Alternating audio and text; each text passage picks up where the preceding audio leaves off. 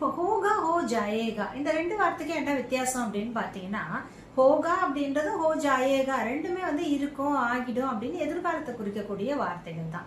இப்ப ரெண்டுத்துக்கும் என்ன வித்தியாசம் அப்படின்னு பாத்தீங்கன்னா, ஃபார் எக்ஸாம்பிள் எல்லாம் சரியாயிடும் அப்படின்னு சொல்லுவோம், எல்லாம் சரியா இருக்கும் அப்படின்னு சொல்லுவோம். இப்ப எல்லாம் சரியா இருக்கும் அப்படின்றது சப் டீக் ஹோகா அப்படின்னா எல்லாம் சரியா இருக்கும் அப்படின்னு சொல்றது. எல்லாம் சரியா ஆயிடும் அப்படின்னு சொல்றதுக்கு சப் டீக் ஹோ ஜாயேகா அப்படின்னு சொல்லலாம். சப் டீக் ஹோகா அப்படின்னா எல்லாம் சரியா இருக்கும், சப் டீக் ஹோ ஜாயேகானா எல்லாம் சரியா ஆயிடும் அப்படின்றது.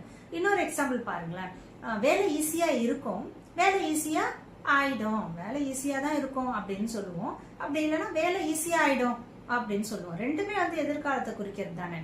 இப்ப வேலை ஈஸியா இருக்கும் அப்படின்னு சொல்றது காம் ஆசான் ஹோகா, அதே வேலை ஈஸியா ஆயிடும் அப்படின்னு சொன்னா காம் ஆசான் ஹோ ஜாயேகா, வேலை ஈஸியா ஆயிடும் அப்படின்னு சொல்லுவோம் இல்லையா, அதுக்கு காம் ஆசான் ஹோ ஜாயேகா. இதுதான் இந்த ரெண்டு வார்த்தைக்கும் உள்ள வித்தியாசம். ஹோகா அப்படின்றது என்ன அப்படின்னு பாத்தீங்கன்னா ஸ்டேட், அந்த பொசிஷனை சொல்றது. அதே ஹோ ஜாயேகானா அது ரிசல்ட், அது அந்த முடிவை சொல்றது. Follow Tamil Easy Hindi for more spoken Hindi sentences.